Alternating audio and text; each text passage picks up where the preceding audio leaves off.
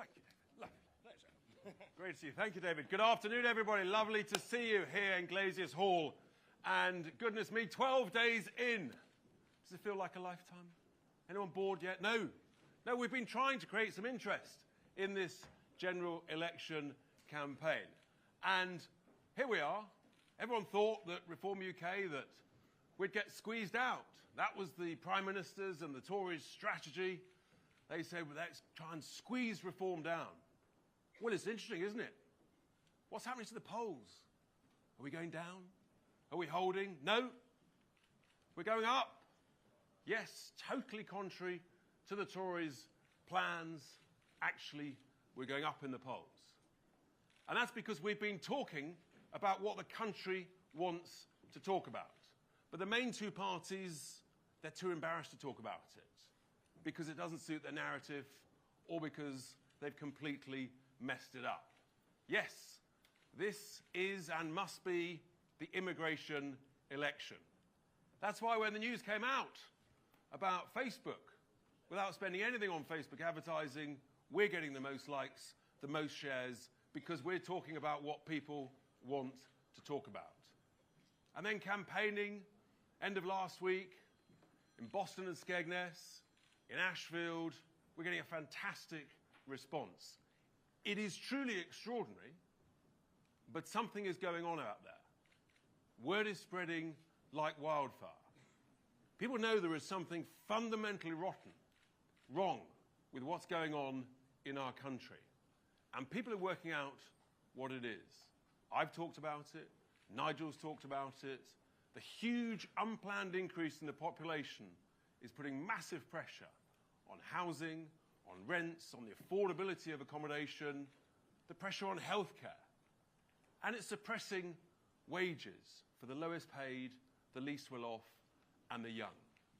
And it's simply unfair.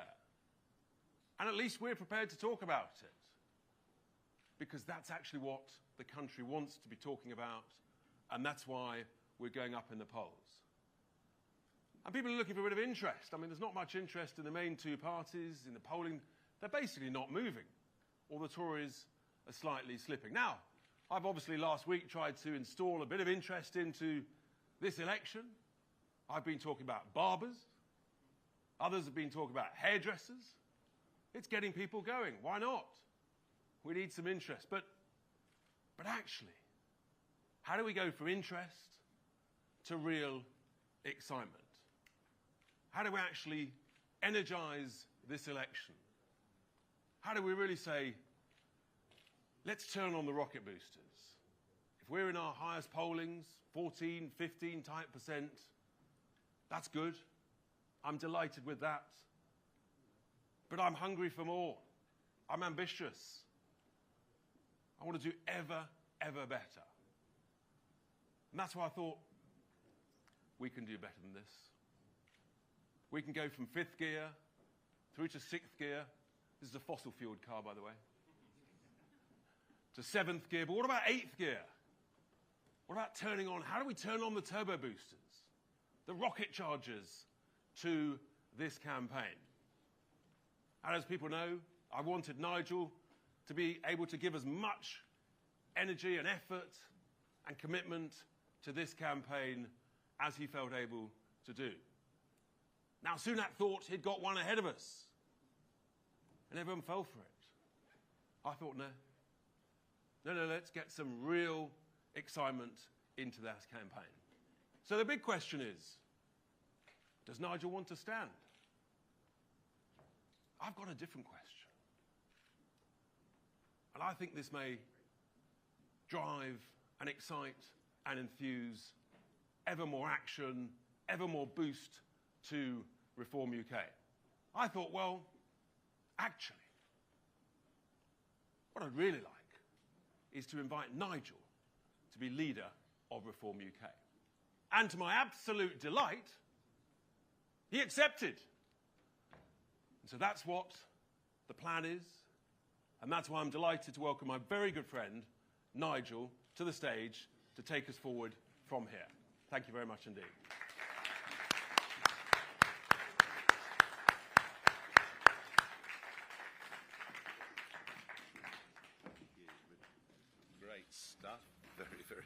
it.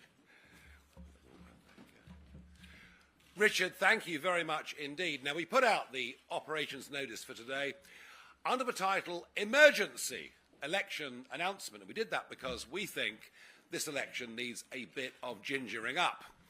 Thus far, it is the dullest, most boring election campaign we have ever seen in our lives. And it's funny because the more the two big party leaders try to be different, the more they actually sound the same. We've reached such ridiculous levels that we saw yesterday on the Conservatives' social media a post about the cross-channel illegal migration crisis with Starmer's got no plan, the Tories have reduced cross-channel migrants by 36%. So they've even come to lying, because it's now up nearly 30% this year.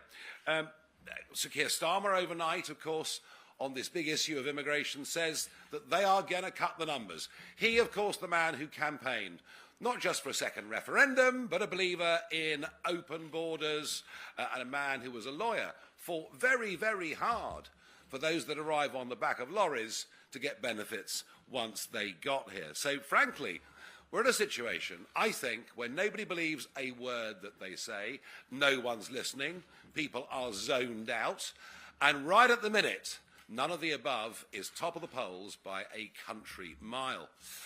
And the problem with all this is we know whoever wins, taxes will remain high. The highest tax burden since 1948. Everyone's promising not to put taxes up, but nobody talks about reducing the tax burden. We also know that our people are getting poorer. Yes, we had growth in the economy. The last set of figures were slightly better than before. GDP, they call it. We must all bow down to the god of GDP. In fact, the more immigration we have, the better the GDP numbers are, because there are more people in the country. But what about GDP per person, per capita? It went down by almost 0.7% over the last year. So we know that taxes will stay high. We know that mass immigration will continue regardless of which party wins power. We know that people will get poorer, but we also know that crime, or fear of crime, will get worse. London, even the wealthier parts of London, have been transformed over the course of the last few years. Crime is so bad now that people generally don't even bother to report it. But it's okay, you can go shoplifting and nick up to 200 quid's worth of kit before anybody is even going to prosecute you. And these are all symptoms of a country that actually is in decline. We're in economic decline in relative terms. Oh, sure, we're doing better than our former partners in the European Union, but we're massively behind America and many other parts of the world. We're in social decline, and we're actually in a form of moral decline. We've forgotten who we are as a country. We heard a very impassioned speech by Keir Starmer this morning about D-Day, and he talked about his own brother serving on HMS Antelope in the Falklands. And he spoke actually with a great degree of passion. But here's a little statistic that sums up what's been wrong with our ruling classes. On Thursday of this week, there'll be massive international commemorations of D-Day, something in which the British played an extraordinary part, something which we can be just immensely proud of in terms of what we were able to organise, able to do, and the courage that people showed. But can you believe a poll out last week showed that 52% of 18 to 34-year-olds don't even know what D-Day is. And that's what you get when you're led by a career political class that don't really care about the country, that are embarrassed to say anything that could be seen to be vaguely patriotic. Oh, we're told that Michael Gove and others have improved the education system. Well, I tell you what, if over half of our young people in this country do not know about an event that is within living memory and which should be one of the proudest things this nation has ever managed to achieve, something I think is fundamentally wrong at every level. The centre of gravity on every national debate has moved hugely to the left since 2010, when David Cameron and George Osborne took power. So we represent a very different kind of politics. We believe that the Westminster political class are now more detached from ordinary folk than they were even before that referendum stunned everybody back all those years ago now in 2016. Something has gone very, very wrong. What we also know is the election is over. It's done. Labour have won the election. There is not a contest. There is a big MRP poll coming out on Sky News at 5 o'clock that will confirm all the things that we've seen before. Whether the Conservatives get 80 seats or 150 seats is now almost irrelevant. Starmer has won this election. And that's my fear. Nothing will change. Maybe things will get ever so slightly worse. Now, I stood here a week ago and I said, look, hands up. I've been nonplussed by Rishi calling a short-term election. Doesn't give me the time to fight a constituency. Doesn't give me the time to build up data. I thought the rational thing to do was not to stand, but to do my bit, as I put it, supporting the country around the party. And for the last week, that is what I've been doing. I've been travelling all around the country. I've had the honour of appearing with Piers Morgan on Question Time, amongst other things. I've been to Dover to talk about the migrant crisis that I alone predicted 4.5 years ago. But more importantly, I've been out on the streets, meeting an awful lot of people. And interestingly, a lot of young people. And I'll tell you this, and you won't have got this yet, and the pollsters won't yet have picked this up, but I promise you, after 30 years of experience in this game, something is happening out there. There is a rejection of the political class going on in this country in a way that has not been seen in modern times. But the other thing that really shook me in a way last week were the number of people coming up to me on the street saying, Nigel, why aren't you standing? And I gave my logical, rational reasons for it. But I couldn't help, after each exchange, I simply couldn't help feeling that somehow they felt I was letting them down, that I wasn't standing up for these people. People in their millions who've stood with me, in some cases, for many, many years. Election battles, referendums. And I guess I have been a champion for many of those people. I took the day off yesterday, had a normal day. Walked the dogs, did a bit of fishing, popped into the pub, you know, a normal sort of day, which gave me time to think and reflect. And I began to feel a terrible sense of guilt. Even if it is very difficult for me to find a parliamentary constituency, and it is hard. You know, contrary to what you'll hear on radio and television about how many times I've stood, most of the times I stood were for UKIP when we were a fringe party using elections as an effective pressure group to make our way through. And it is true. The one time I did stand and fight, the Conservative Party cheated against me in such a way that one of the party agents got a 9-month prison sentence, suspended. But of course the result stood. So all those things have been weighing on my mind. But difficult though it is, I can't let down those millions of people. I simply can't do it.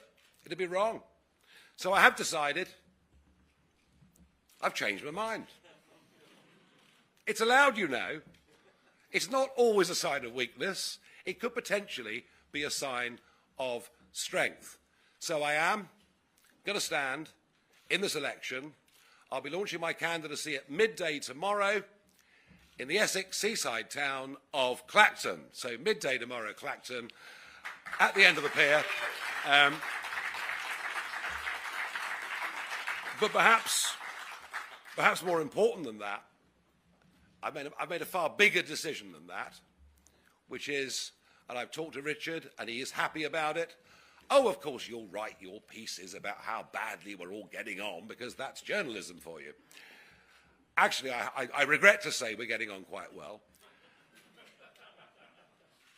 But Richard is more than happy for me to put my head and shoulders firmly over the parapet and take the flak. So I'm coming back as leader of Reform UK, but not just for this election campaign. I'm coming back for the next 5 years. And there is one very simple reason for that. We all know already that the Conservative Party will be in opposition. But it won't be the opposition. They are incapable of it. They've spent most of the last 5 years fighting each other rather than standing up and fighting for the interests of this country. They are split down the middle on policy, and frankly right now, they don't stand for a damn thing. So our aim in this election is to get many, many millions of votes. And I'm talking far more votes than UKIP got back in 2015, when we got 4 million votes. We're going to get many, many, many more votes than that. How many seats in Parliament can we win under this system? Well, that's another matter. And that depends on what momentum we can get from here. When people start to realise in the red wall, with Reform second to Labour, when they start to realise that actually in those seats, it's a Conservative vote that's a vote for Labour. It's a Conservative vote that is a wasted vote. Then I think we might just surprise everybody.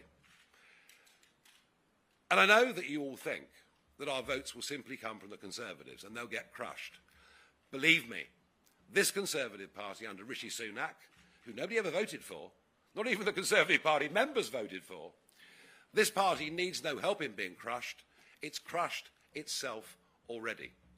And those people who already say they'll vote Reform, very few of them would go back to the Conservatives even if we stood down. So we are appealing to Conservative voters. We are appealing to Labour voters. And those commentators and journalists that are longer in the tooth might remember that in 2015, against all predictions, we took more votes from the Labour Party than we took from the Conservative Party. So Keir Starmer, yes, he'll win, but we're absolutely going to make sure his percentage is a lot smaller than it is now. But perhaps above all, what we're appealing to are those who intend not to vote, because they don't believe there's anybody within the Westminster establishment that actually stands up for them. Very often they're people running small businesses, acting as sole traders. They run a plumbing company, they run a taxi company, whatever it is. They know, and they're right, that nobody in Westminster is on their side. Nobody in Westminster even understands what they do.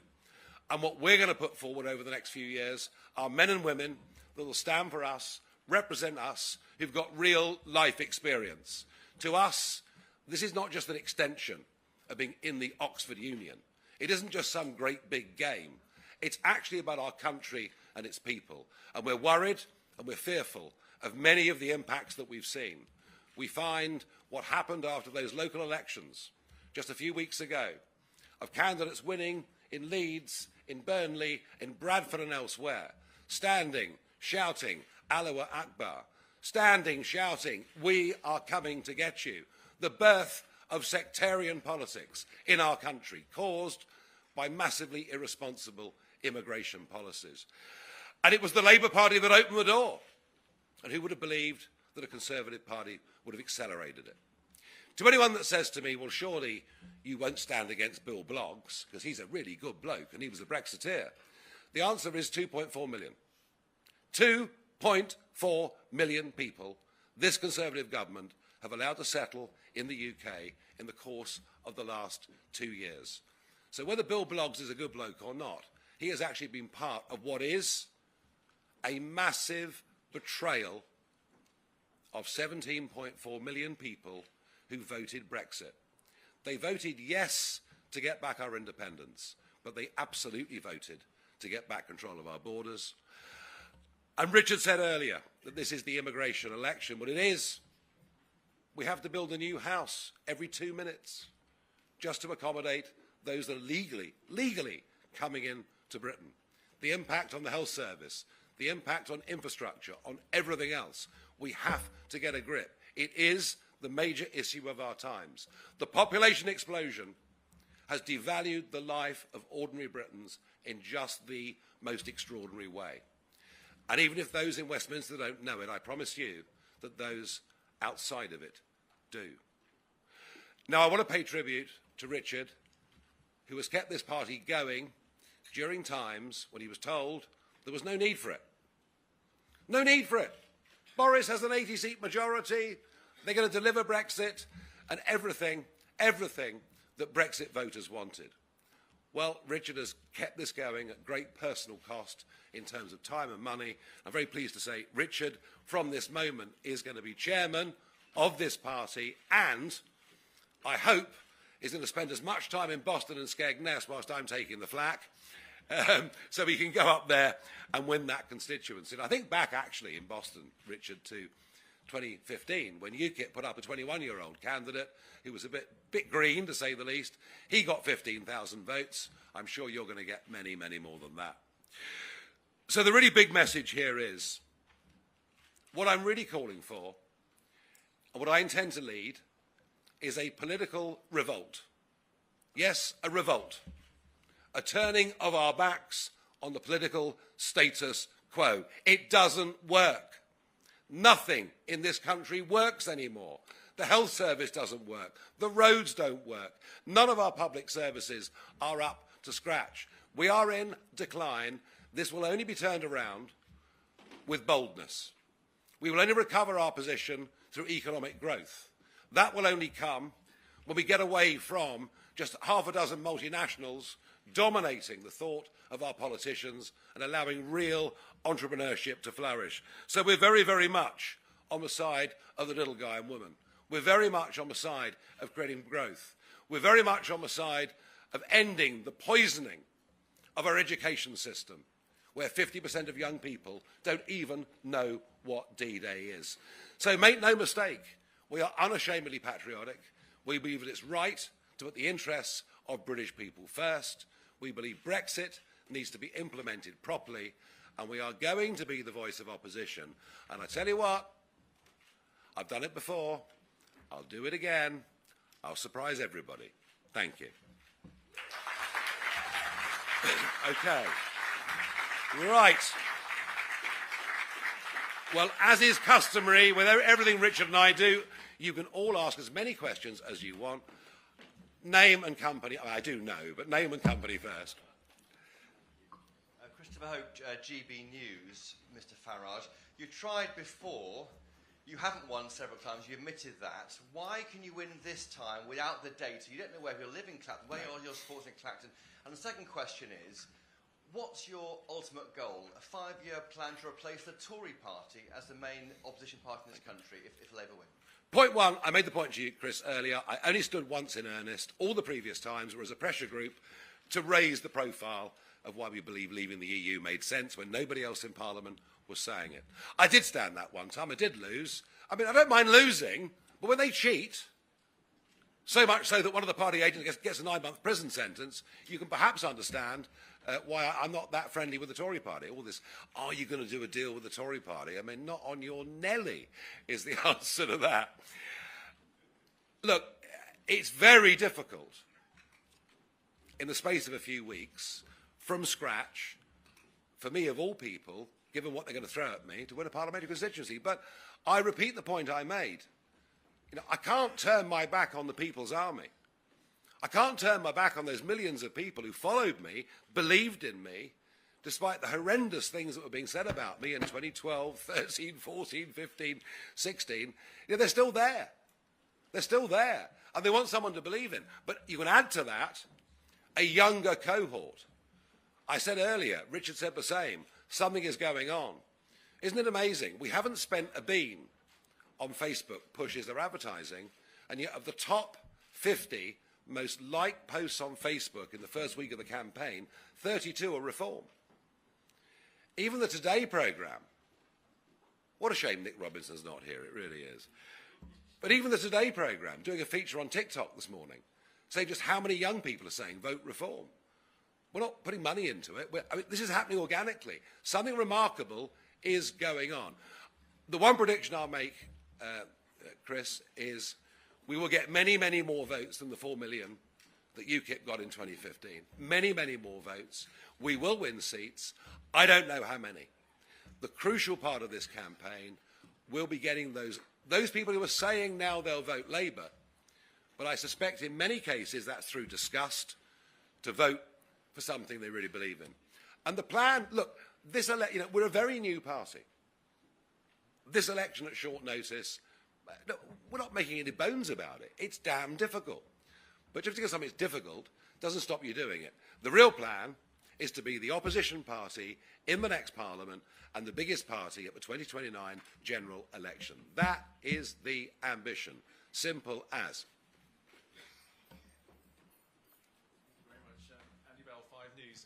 Nigel Farage, haven't you just made Keir Starmer the happiest guy in British politics right now because you've just ensured that a whole lot of Conservative seats that might have stayed Conservative will not be Conservative next time round? Exactly the same question I was asked in 2015. Exactly the same question. Oh, you'll damage the Tories' hopes, and we took more votes from Labour than we took from the Conservatives. And you were all wrong. All of you were wrong in 2015. No is the answer. Those people currently saying they'll vote Reform won't vote Conservative. They've gone. The Red Wallers feel completely betrayed. The promises that Boris Johnson made, and frankly, I'm not sure now even believed in himself, they've gone. They're not coming back. What we'll do from here, be quite interesting actually, I think we'll draw fairly evenly from now on from Conservative and the Labour Party. You watch the polls. I said in a week's time, Andy, ask me the same question. But I think you'll see we're going to start drawing from Labour equally as much as the Conservatives. I've got to reiterate this. The Conservative Party have lost this election without my intervention. It's done. Trust is broken. Trust is gone. And maybe that's why there's so little coverage of what's going on the election, because kind of people know the result. I've thrown myself into this today, not just to sort of entertain everybody, but because I genuinely think that something remarkable can happen. At least that's what I'll try for. BBC News. Margaret Thatcher famously said she wasn't for turning. You are obviously for turning. Why the massive U-turn all of a sudden? Have you never changed your mind about anything? Well, I tell you what, if you have never changed your mind about anything, you are a remarkable human being. I want to read your book. I'd love to follow it. No, I mean, look, this is the old thing about hearts and heads, isn't it? I rationally thought this was too difficult. I've changed my mind because I can't let down millions of people who would feel let down by me unless I was at the front and led this charge over the course of the next 5.5 years. That is why I've changed my mind. I can't let those people down. I won't let those people down. The amount of guilt I felt yesterday, simply thinking about it, was too much. But I also know, just as throughout Europe there is a new phenomenon racing through politics ahead of these European elections this weekend, I promise you something is happening out there. I've been in this game 30 years. I've fought lots of elections.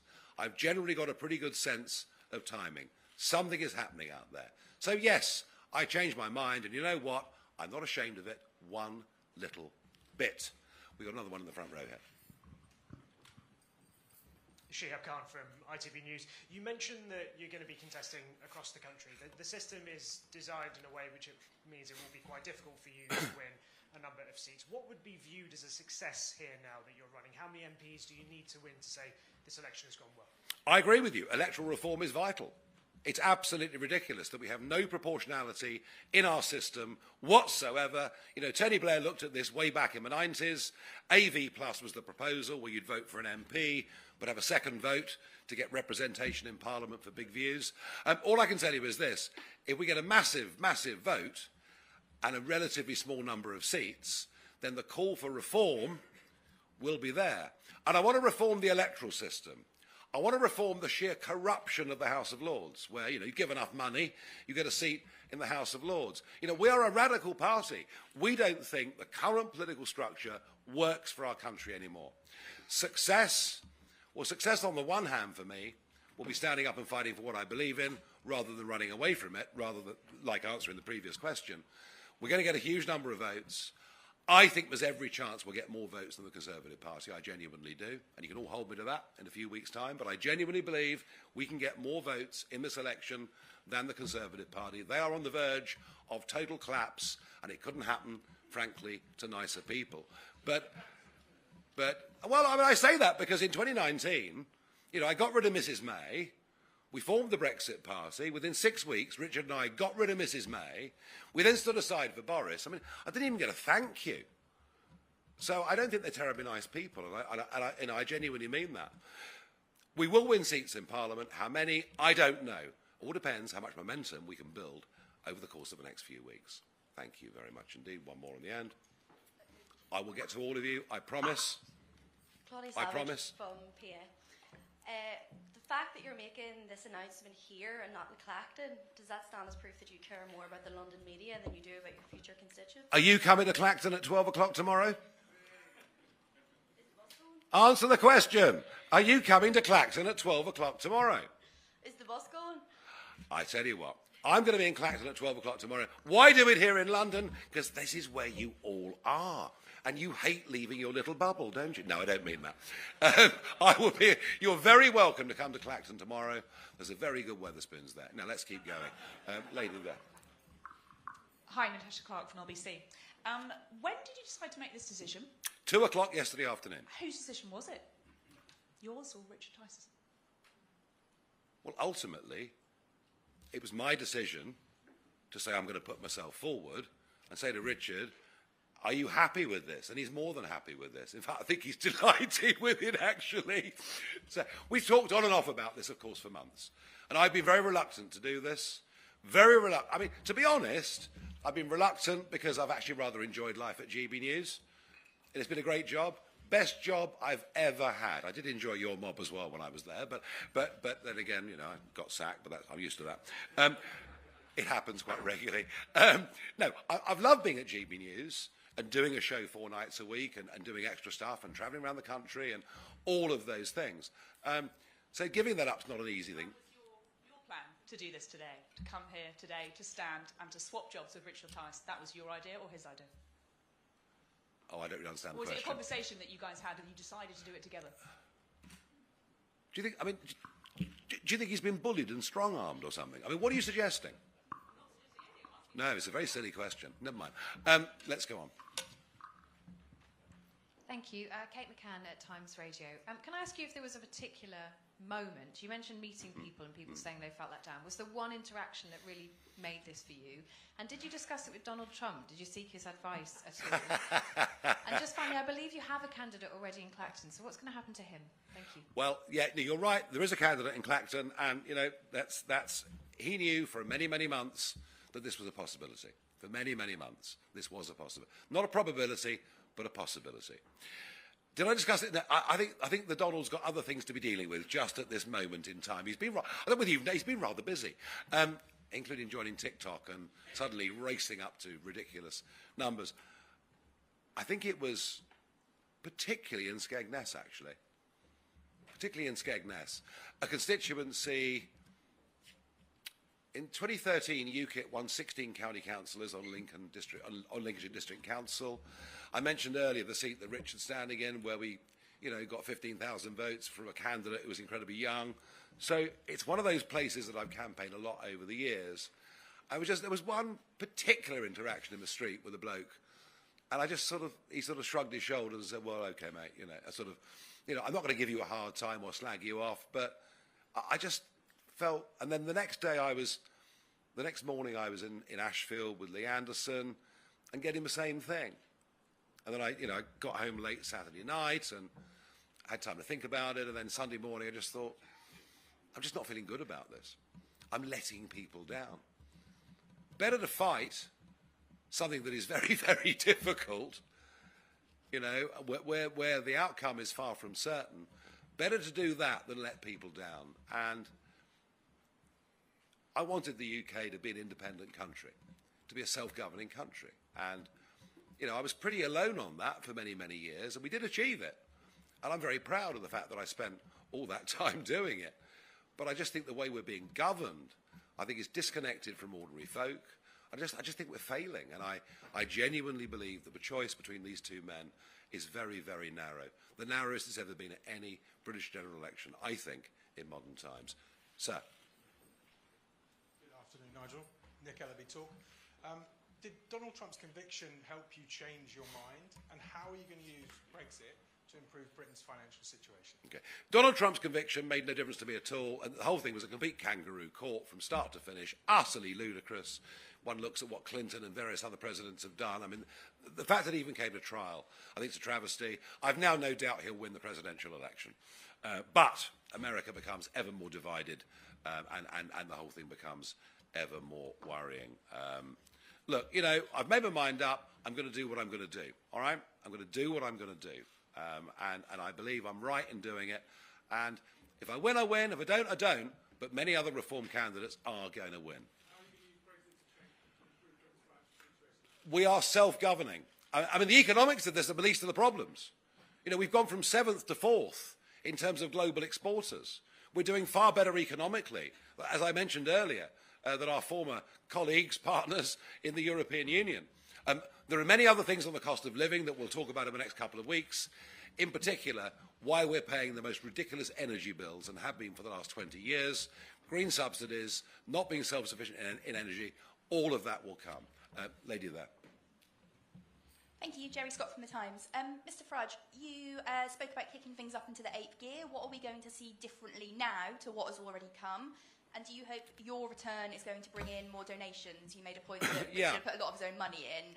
How do you hope to kind of remedy that situation? Yeah, the donation thing last week did start to turn, actually.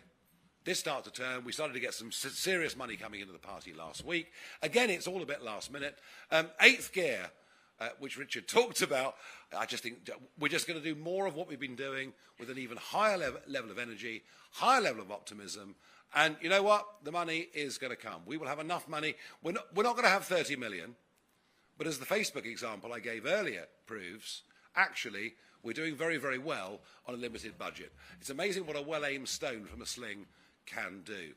Lady there. I'm coming. Don't worry, I won't forget over here. No, I won't.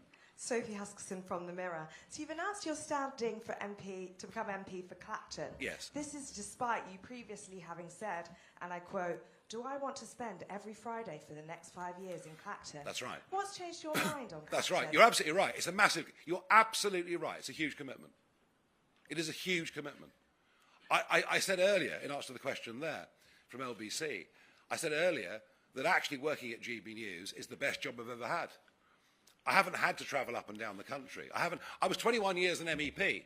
You know, I know what it's like to travel around constituencies, to meet people. It's a huge effort. And part of that weighing up factor was absolutely the question you asked. Am I prepared to give the time, not just to politics, but to a constituency as well? And the demands of a parliamentary constituency are greater, even though they're smaller, than the demands of an MEP constituency, necessarily. You know, surgeries, meeting people, all of those things. You are absolutely right. I'm making a massive potential commitment, if I win that seat, to this and to those people. Thank you for the question. Gentleman there. Thanks. Ben Quinn from The Guardian. Mr Farage, is this the moment at which the actual candidate in Clacton is finding out that he is no longer the candidate? and also, what does it say about the way you view democracy, that these types of backroom changes of leadership can happen? Sorry, I almost nodded off then. I really do apologise. He knew 6 months ago that it was a possibility, all right? He knew it was a possibility. And is my standing in Clacton going to help 600 other candidates? I think it may well do, all right? And sometimes tough things have to be done. You know, it's not an easy game. Right, we're going to go over here. We're getting a bit bored with the right wing. Let's go over here. Mr. Farage, Harry Fawcett from Channel 4 News. You say this has been in the works for some months. Until a couple of days ago, you were definitively ruling it out. Yeah. You're accusing the Tories of lying, of people not believing a word they have to say. Why should people, from this point, believe a word you have to say? Hang on. I said I've been planning for months to do it. I've said already I'd planned to run. I was actually going to launch in this room last Thursday, all right? I didn't do it because of a short-term campaign that was called. I thought I could serve the cause better going around the country, as I've done for the last week with a fair degree of energy, all right? I've just realised it doesn't work. The formula doesn't work. People don't buy it. They want me in the front lines. They want me to take the flak, and that's why I'm back doing it. So I haven't been dishonest with anybody. I have changed my mind. I've not been dishonest with anybody, least of all myself. Jane Merrick from the I newspaper. You said that you would get more than 4.5 million votes that you did in 2015. Will you resign if you don't get that target? And then secondly, are you still planning to help your friend Donald Trump with his Republican campaign? If I don't get that result, I'll go down the pub and have a think about it, all right? And be very disappointed. No, look, I haven't changed my mind, conviction or not. I haven't changed my mind that the world will be a safer place with Donald Trump in the White House. I think the weakness that we've seen under Joe Biden has encouraged, Putin, President Xi, etc. The world will be a safer place with Donald Trump. Clearly, if I'm elected the MP for Clacton, and I'm there every Friday, as the Mirror pointed out to me very helpfully, it'll become more difficult, but not impossible. All right? Okay. Yes, Sky at the back there. Thanks very much. Richard Tice mentioned just now that the polls aren't moving. I guess that also reflects your performance so far.